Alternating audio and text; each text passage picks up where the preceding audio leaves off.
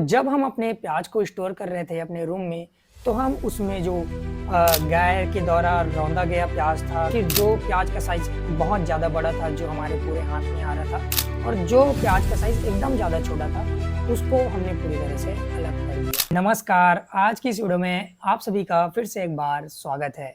तो आज की इस वीडियो में हम बात करने वाले हैं कि हमने अभी तक हमारे प्याज को कैसे स्टोर करके रखा हुआ है, उसमें हमें क्या-क्या दिक्कत देखने को मिली है और क्या-क्या अच्छा चीज़ देखने को मिला है, जिससे हम कुछ थोड़ा सीख पाएँ आने वाले टाइम में जब हम प्याज को स्टोर करेंगे। तो चलिए इस वीडियो को स्टार्ट करते हैं और देखते हैं कि हमने प्याज को किस तरह से स्टोर करके रखा हुआ है, कैसे स्टोर करके रखा हुआ है और उसमें हमने क्या-क्या अभी तक काम किया हुआ है। तो चलिए हम बात करते हैं कि हम कटाई से लेके स्टोर करने के लिए हमने क्या-क्या वो काम किए हैं और क्या-क्या हमें दिक्कतें देखने को मिली है।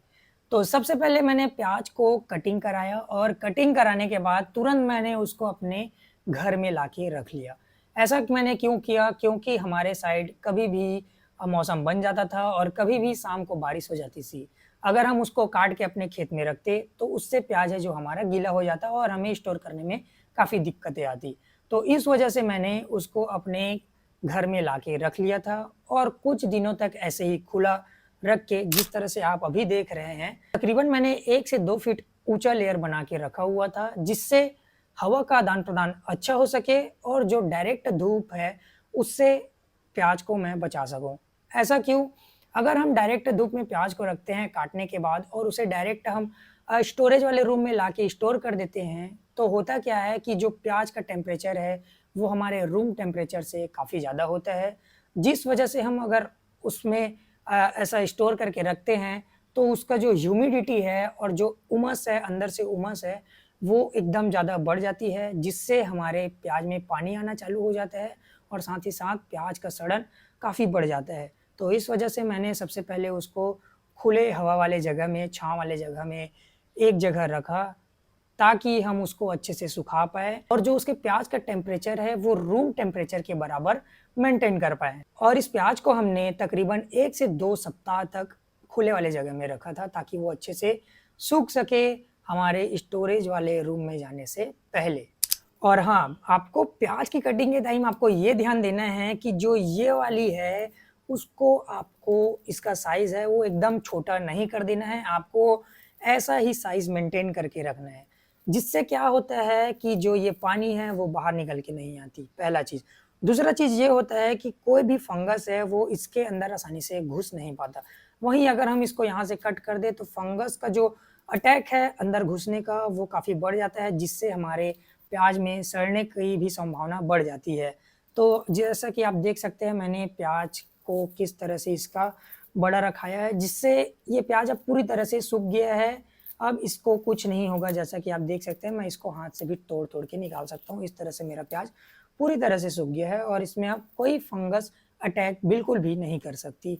तो आपको कटिंग के समय ये ध्यान रखनी है कि आपको जो ये गर्दन है, वो थोड़ी बड़ी रखनी है, तकरीबन 1 से 2 इंच तक। तो इसके बाद उस प्याज को आपको स्टोर रूम में ले जाने से पहले उसकी करनी है छँटाई, मतलब सॉर्टिंग एंड ग्रेडिंग।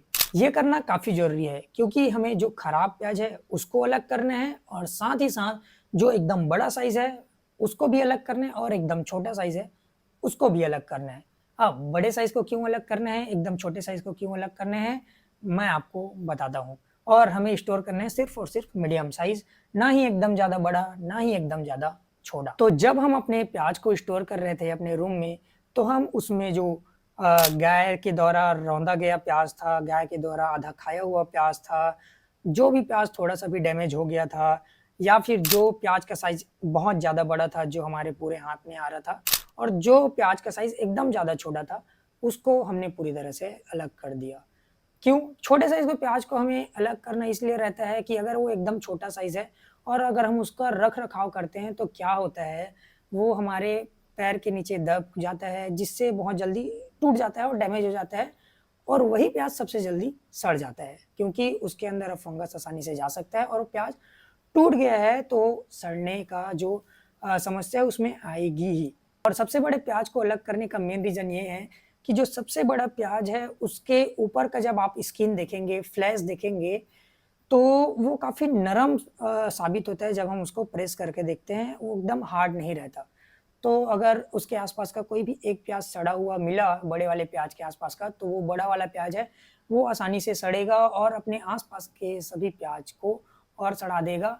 इस वजह से हमें जो है बड़ा प्याज़ अलग कर देना है और हमें एकदम मीडियम साइज़ का ही प्याज़ स्टोर करके रखना है, जिससे हमारा स्टोरेज क्वालिटी काफ़ी लंबे समय तक चल सके और हमारा प्याज़ बिल्कुल भी ना सड़ सके।